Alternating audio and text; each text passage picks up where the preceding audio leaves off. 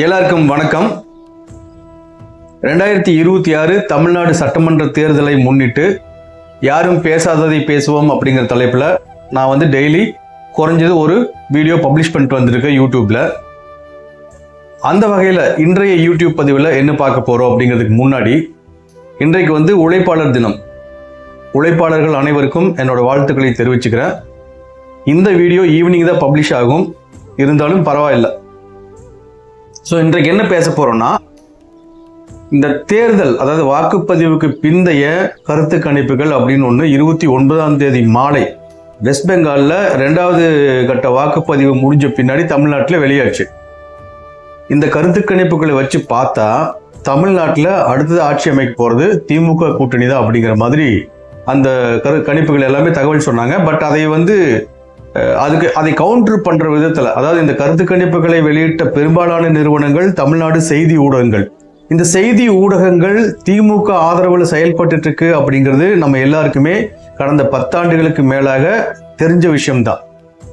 ஆனா சமூக ஊடகங்கள் அப்படிங்கிறதுல நிறைய பேர் ஒரு யாருக்கும் சப்போர்ட் பண்ணாம அவங்க மனசாட்சிக்கு விரோதம் இல்லாமல் செயல்படுறவங்க இருக்காங்க, திமுக ஆதரவாளர்களும் இருக்காங்க. அதே நேரம் என்டிஏ அலையன்ஸுக்கு சப்போர்ட் பண்ற சமூக ஊடகங்கள், அதாவது பாஜக, அதிமுக, பாமக, அமமுக போன்ற கட்சிகளுக்கு சப்போர்ட் பண்ற சமூக ஊடக பதிவாளர்கள் ரொம்ப குறைந்த எண்ணிக்கையில் தான் இருக்காங்க. அப்ப என்ன ஆகுதுன்னு கேட்டீங்கன்னா, இந்த என்டிஏ அலையன்ஸுக்கு சாதகமான தகவல்கள், கருத்துக்கள், விமர்சனங்கள் எல்லாமே தமிழக மக்களை சேருவதில்லை அப்படின்னு நம்ம பார்க்கலாம். ஸோ நான் என்னன்னு கேட்டீங்கன்னா, யாரும் பேசாததை பேசுவோம். நான் எல்லா விஷயத்திலையுமே பல விஷயங்கள்ல உலகத்திலேயே முன்னோடி கருத்துக்களை எல்லாம் சொல்லியிருக்கேன். அதுக்கான ஆதாரங்களையும் வரும் பதிவுகளில் நான் தர்றேன். அந்த வகையில இந்த கருத்து கணிப்புகளை டீகோட் பண்ணணும்னா என்ன நடக்கும் அப்படிங்கறது இப்போ பேச போறோம். ஏற்கனவே என்னோட முந்தைய பதிவுகளில் பல ஆதாரங்களை அடிப்படையை வச்சு என்ன சொல்லியிருக்கேன்னா, என்டிஏ கூட்டணி இந்த தேர்தலில் வெற்றி பெறுவது உறுதி அப்படின்னு நான் சொல்லிட்டு இருக்கேன். நான் ஏதாவது கருத்து கணிப்பு நடத்தியோ அல்லது வாக்காளர்கள் கிட்ட போய் கேள்வி கேட்டோ இதை சொல்லல. பட் நான் எப்படி சொல்றேன்னா, இதுல என்னன்னா, கருத்து கணிப்பு வெளியிட்ட பெரும்பாலான நிறுவனங்கள் அந்த கருத்து கணிப்புகளை எப்படி நடத்தினாங்க அப்படிங்கிற விவரத்தை சொல்லல. பட் நான் சொல்லிட்டு தான் இருக்கேன், ஒரு பதிவுலையும் நான் சொல்லிட்டு தான் இருக்கேன். நான் எப்படி என்னோட கருத்துக்களை சொல்றேன் அப்படின்னா, என்னோட விருப்பங்களை சொல்லல அப்படிங்கிறதையும் உங்களுக்கு நான் தெளிவுபடுத்த விரும்புகிறேன். ஏன்னா சில ஊடகவியலாளர்கள் சமூக ஊடகங்களில் இப்போ பேசும்போது எங்களோட விருப்பத்தை பேசுகிறோம் அப்படிங்கிற தகவலை சொல்லிட்டு அதை பகிர்ந்துட்டு பேசுகிறாங்க. பட் நான் அப்படி கிடையாது. நான் என்ன சொல்லிட்டு இருக்கேன்னா, தமிழ்நாட்டில் ஒரு பேட்டர்ன் இருக்கு, எலெக்ஷன் பேட்டர்ன் ஒன்று இருக்கு. அது கடந்த 30 ஆண்டுகளாக ஒரு தகவலை நமக்கு சொல்லுது. அந்த தகவலின் அடிப்படையில் நம்ம பேசுவோம் அப்படிங்கிறத நான் கருத்து சொல்லிட்டு இருக்கேன். ஸோ இந்த பதிவில் நம்ம என்ன பேசுவோம் அப்படின்னா, செய்தி ஊடகங்கள் வெளியிட்ட கருத்து கணிப்புகள்ல பெரும்பாலானவை திமுக கூட்டணி வெற்றி பெறும் அப்படின்னு சொல்லியிருக்காங்க. பட் நான் தொடர்ந்து என்ன சொல்லிட்டு இருக்கேன்னா, என்டிஏ கூட்டணி தான் வெற்றி பெற போகுது, அதிமுக தனி பெரும்பான்மையுடன் ஆட்சி அமைக்க போகுது அப்படின்னு நான் சொல்லிட்டு இருக்கேன். நான் சொல்றதுக்கான பேக்ரவுண்ட் என்னங்கிறத திருப்பி நான் ஒரு முறை எக்ஸ்பிளைன் பண்றேன், கேளுங்க நீங்க. அதுக்கு முன்னாடி இதுவும் நான் ஏற்கனவே என்னோட பதிவுகளில் சொன்ன விஷயங்கள் தான். எப்போ எம்ஜிஆர் ஒரு தனி ஆளுமை தனியா ஒரு கட்சியை உருவாக்கினாரோ அன்றைக்கே திமுகவோட வாக்கு சதவிகிதத்தை விட அதிகமான வாக்கு சதவிகிதம் அதிமுக கட்சிக்கு இருந்துட்டு வருதுங்கிறது பல தேர்தல்கள்ல நமக்கு தெரிஞ்சிருக்கு. ஏன்னு கேட்டா 1991 தேர்தலில் எம்ஜிஆருக்கு பின்னாடி, அதாவது எம்ஜிஆருக்கு பின்னாடி 89 தேர்தலில் அதிமுக 2ஆ உடைஞ்சது அப்படிங்கிறத வச்சுதான் கருணாநிதி ஜெயிச்சாரு. அதுக்கு முன்னாடி எம்ஜிஆர் இருக்க வரைக்கும் கருணாநிதி ஒரு நாளும் ஜெயிக்க முடியவில்லை. இதெல்லாம் விட பார்த்தீங்கன்னா, எம்ஜிஆர் அமெரிக்காவில் மருத்துவமனையில் சிகிச்சை பெற்றுக் கொண்டிருந்த போது கருணாநிதி என்ன சொன்னார்னா, அவர் இறந்துட்டாரு, சவப்பெட்டியில் வச்சிருக்காங்க, எனக்கு நீங்க வாக்களியுங்கள், நான் முதலமைச்சர் பதவிக்கு வர்றேன், ஒருவேளை எம்ஜிஆர் உயிரோட வந்துட்டாருன்னா அவருக்கு அந்த பதவியை விட்டு கொடுக்குறேன் அப்படின்லாம் சொல்லலாம் வாக்கு கேட்டார். ஆனா அன்றைக்கும் கூட தமிழக வாக்காளர்கள் திமுகவுக்கு பெரும் எண்ணிக்கையில் வாக்களிக்கவில்லை. அப்படிங்கிற இந்த பின்னணியெல்லாம் வச்சு பார்த்தா, எம்ஜிஆர் காலமானதுக்கு பின்னாடி நடந்த தேர்தலில் அதிமுக ஜானகி, ஜெயலலிதா 2 பிரிவா பிரிஞ்சது. அந்த பிரிவை வைத்துதான் திமுக கிட்டத்தட்ட 11 ஆண்டுகளுக்கு பின்னாடி முதல்ல வெற்றி பெற்றது அப்படிங்கறத நம்ம ஃபர்ஸ்ட் புரிஞ்சுக்கணும். ரெண்டாவது, அதுக்கடுத்து 89 தேர்தல், 89ல் திமுக வெற்றி பெற்றாலும் அதுக்கடுத்து 1991 தேர்தல் நடந்தப்ப என்னாச்சுன்னா, ராஜீவ்காந்தியோட படுகொலை, அதாவது ராஜீவ்காந்தி நம்ம தமிழ்நாட்டில் வச்சு படுகொலை செய்யப்பட்டார் அப்படிங்கும் போது அதுல திமுகவுக்கு பங்கு இருக்குமோ அப்படிங்கிற ஒரு சந்தேகம் பெரிய அளவுல எழுந்தது. அது தொடர்பான சிபிஐ விசாரணையெல்லாம் முடிஞ்சு, நீதிமன்ற விசாரணையெல்லாம் முடிஞ்சு கூட பூந்தமல்லி கோர்ட்ல ஜட்ஜ்மெண்ட் வந்த அன்னைக்கு கூட திமுகவுக்கு பங்கு இருக்கு அப்படிங்கிற மாதிரி ஒரு விமர்சனம் வந்தது. இதெல்லாம் நீங்க பழைய ரெக்கார்ட்ஸ் எடுத்து பாத்தீங்கன்னா தெளிவா தெரியும். ஸோ அது ஒரு புறம் இருக்கட்டும். அப்ப ராஜீவ்காந்தி படுகொலை அப்படிங்கிறது என்னச்சுன்னு பார்த்தீங்கன்னா அது ஒரு அலையா மாறிச்சு. அதனால அதிமுக பெரும் அளவிலான வெற்றியை பெற்றுச்சு அப்படின்னு நம்ம சொல்லலாம். அதுக்கு பின்னாடி 96 தேர்தலில் வந்து அதிமுகவுக்கு எதிராக மிகப்பெரிய அளவில் ஊழல் குற்றச்சாட்டுகளை கருணாநிதி வெளியிட்டாரு. அதை பத்தி வெளிய அளவில் பிரச்சாரம் பண்ணினாரு. அதன் காரணமாக 96ல் திமுக ஜெயிச்சது அப்படிங்கிறத நீங்க பார்த்துக்கோங்க. ஆனால் கருணாநிதியோட வாழ்க்கையில அவர் ஒரு நல்ல ஆட்சி, ஓரளவுக்கு நல்ல ஆட்சின்னு அவர் எப்பவுமே கொடுத்ததில்லை. ஓரளவுக்கு மக்கள் ஏற்றுக்கொள்ளும்படியான ஒரு ஆட்சியை கொடுத்தார் அப்படின்னா அது 96 to 2001 அந்த பீரியட் தான். அந்த பீரியட்ல அவர் வந்து ஓரளவுக்கு நல்ல ஆட்சியை கொடுத்தார் அப்படிங்கும் போதும் அதுக்கடுத்து வந்து 2001 தேர்தலில் மறுபடியும் அதிமுக தான் ஜெயிச்சதுங்கிறத நீங்க பாருங்க. இது எல்லாமே நம்ம கணக்கில் எடுத்து தான் பேசணும். ஸோ 2001 தேர்தலில் மறுபடியும் அதிமுக ஜெயிச்சது.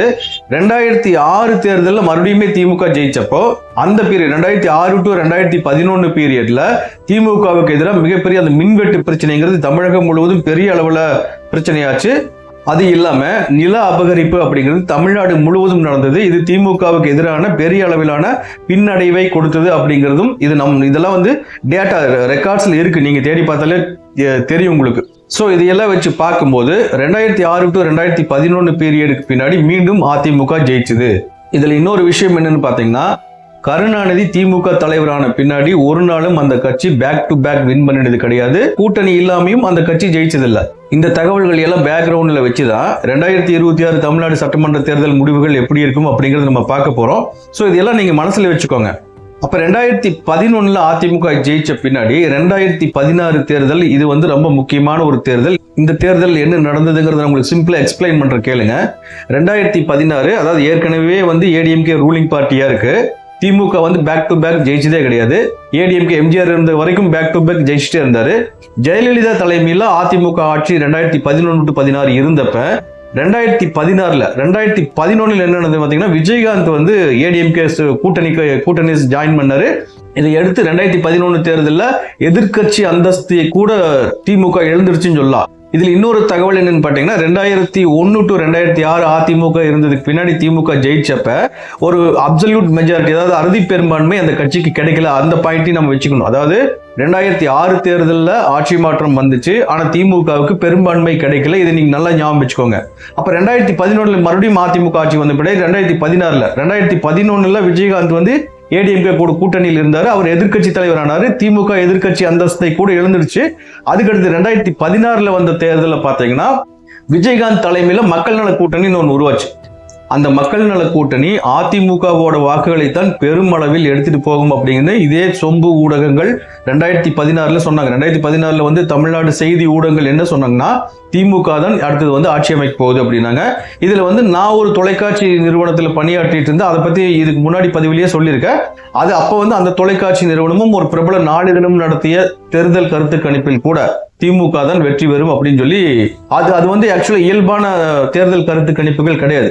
அது வந்து ஒரு ஃபோர்ஸ்டு ரிசல்ட். அதாவது இவங்க கருத்து கணிப்பில் ஒரு முடிவு வந்துச்சு, அதை மாற்றி இவர்கள் வந்து தங்களோட விருப்பத்துக்கு அந்த முடிவுகளை வெளியிட்டார்கள் அப்படிங்கிறதையும் நான் பலமுறை பேசியிருக்கேன்.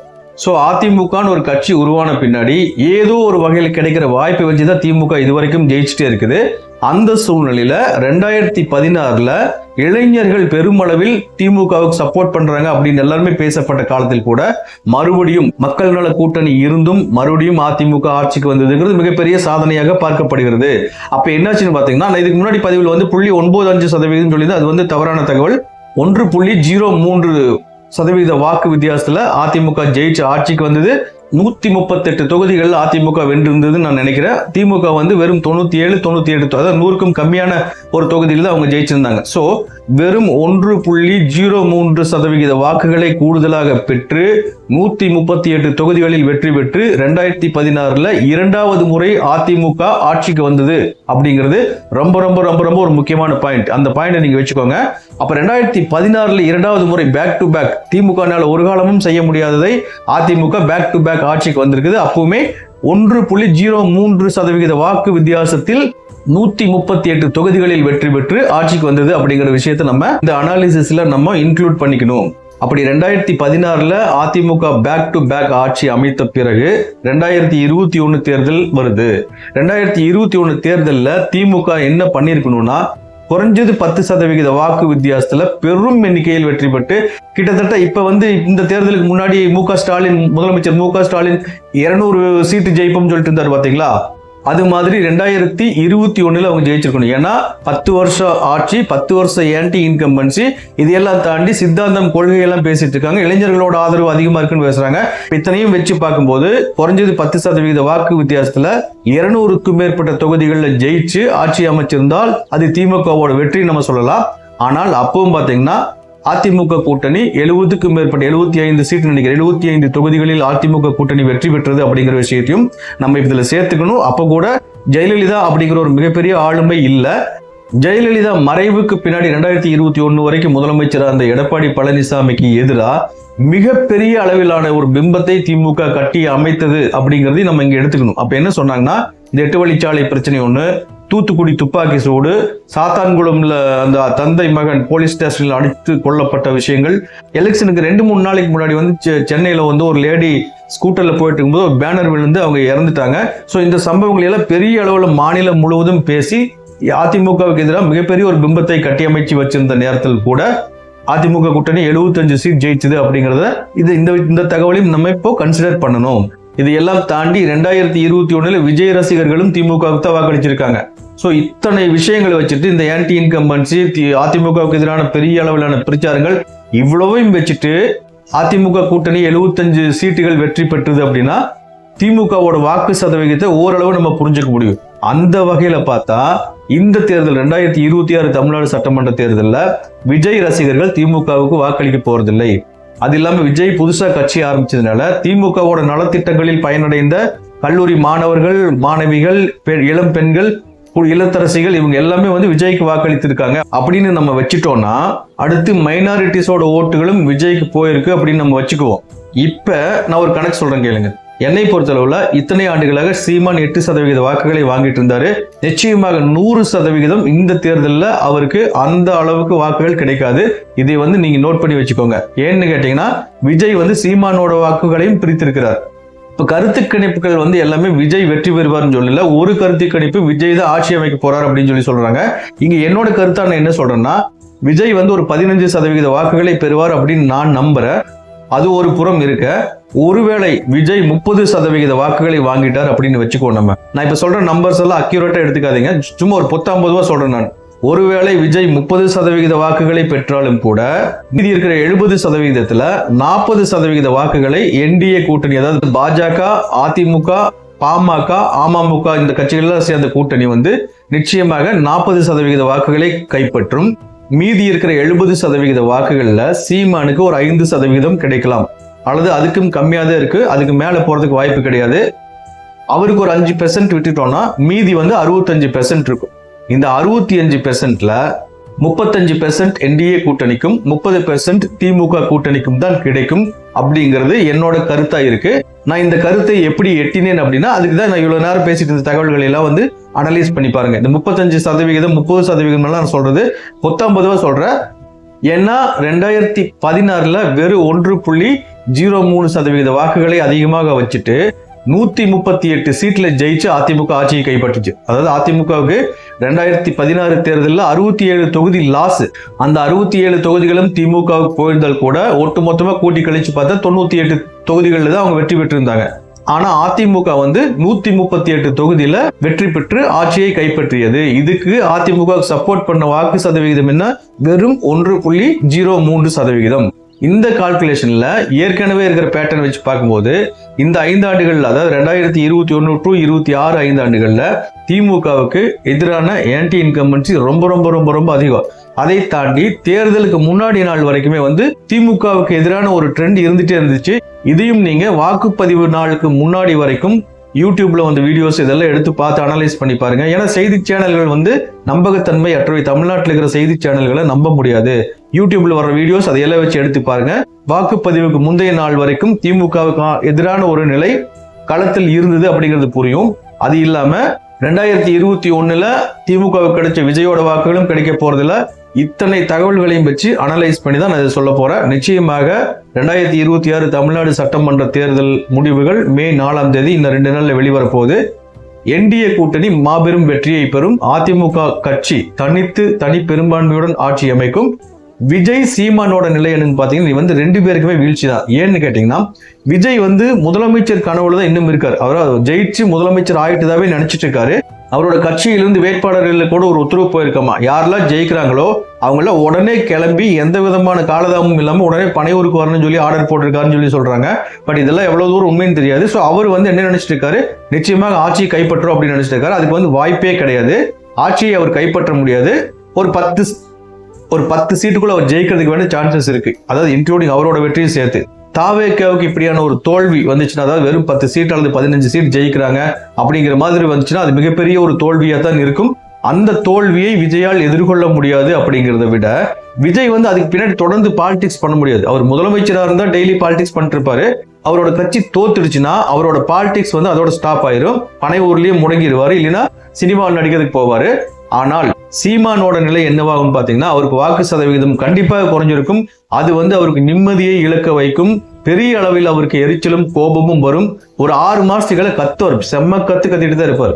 யாரையும் ஒருத்தர் திட்டுறது, குறிப்பா விஜய்க்கு எதிராக மிகப்பெரிய அளவுல திட்டிட்டு இருப்பார். அவர் அந்த கோபம் எல்லாம் அடங்குற நேரத்துல என்ன ஆகும்னா, இந்த விசிகா இருக்கு பாத்தீங்களா, திருமாவளவன் வந்து திமுக தோத்துருச்சுன்னா உடனே விஜய் கிட்ட போயிடுவாரு. பிளஸ் வந்து காங்கிரஸ் கட்சி ராகுல் வந்து விஜய் கூட சேர்ந்து ஒர்க் பண்ணலாம்னு ஒரு முடிவில் இருக்கும்போது அவர்லாம் சேர்ந்து வந்து விஜயை கன்வின்ஸ் பண்ணி அடுத்தது உள்ளாட்சி தேர்தல்கள் அறிவிக்கப்பட்ட அந்த எலெக்ஷன்ல விஜயோட கட்சி மீண்டும், அதாவது விசிகா திருமாவளவன் கூட சேர்ந்து ராகுல் காந்தியும் வந்தால் உள்ளாட்சி தேர்தலில் தங்களோட பலத்தை நிரூபிக்கிறதுக்கு ஒரு முயற்சி எடுப்பாங்க. ஒருவேளை விசிகா ராகுல் காந்தி எல்லாம் வரல அப்படின்னா விஜய் கட்சி ஒரு பெரிய அளவிலான வீழ்ச்சியை நோக்கி தான் பயணிக்கும். ஏன்னா 2029 நாடாளுமன்ற தேர்தல் வர்றதுக்குள்ள விஜய் ரசிகர்களுக்கு எதிரான ஒரு மிகப்பெரிய பிரச்சாரத்தை திமுக முன்னெடுக்கும். அந்த முன்னெடுப்புல இந்த 3 வயசு குழந்தை சொல்றது வந்து கேட்டு தாத்தா பாட்டி எல்லாம் போய் விஜய்க்கு வாக்களித்தார்கள் அப்படிங்கிற மாதிரி அந்த கான்செப்ட் எல்லாம் உடைச்சு சுக்குநூறு ஆக்கிடுவாங்க. ஸோ விஜய் ரசிகர்கள் அடுத்த தேர்தலில் யோசிச்சு வாக்களிக்கிற நிலைமைக்கு வந்துடுவாங்க. இந்த தேர்தலில் வந்து விஜய் அப்படிங்கிற ஒரு காரணத்துக்காக வாக்களிச்சிருக்காங்க. பட் அடுத்த தேர்தலில் நிச்சயமா அந்த நிலை இருக்காது. அப்படியெல்லாம் வந்து திமுக பண்ணிடுவாங்க. ஸோ அது வந்து விஜய் கட்சிக்கு மேலும் பின்னடைவைத்தான் ஏற்படுத்தும். அப்படி இருக்கும்போது சீமான் வந்து இனிமேல் தனித்து தான் கொஞ்ச நாளைக்கு செயல்படுவார். அவருக்கு வேற வழி கிடையாது. சீமானோட கட்சி அதல பாதாளத்துக்கு போகும். இதுதான் வந்து இப்ப இருக்கிற கரண்ட் ஸ்டேட்டஸ். என்னோட கருத்தா, அதாவது பழைய நிகழ்வுகளை அடிப்படையா வச்சு இந்த கருத்துக்களை நான் இப்ப உங்கள்கிட்ட இது வரைக்கும் சொல்லிட்டு இருக்கேன். ஸோ இது எப்படி சம்மப் பண்ணலாம்னு கேட்டீங்கன்னா, என்டிஏ கூட்டணி வெற்றி பெற போகுது, அதிமுக ஆட்சி அமைக்க போகுது, விஜய் கட்சி பெரிய பின்னடைவை நோக்கி பயணிக்குது, சீமான் கட்சி அதை விட பெரிய பின்னடைவை நோக்கி பயணிக்குது. இதுதான் வந்து என் ரிசல்ட்டா இருக்க போகுது. நீங்க நோட் பண்ணி வச்சுக்கோங்க. மே 4ஆம் தேதி ரிசல்ட் வந்தவருக்கு பார்ப்போம் அப்படிங்கிற தகவலோட இந்த பதிவை முடிச்சுக்கலாம். அடுத்த பதிவில் வேறு சில விஷயங்களோட சந்திப்போம். நன்றி, வணக்கம்.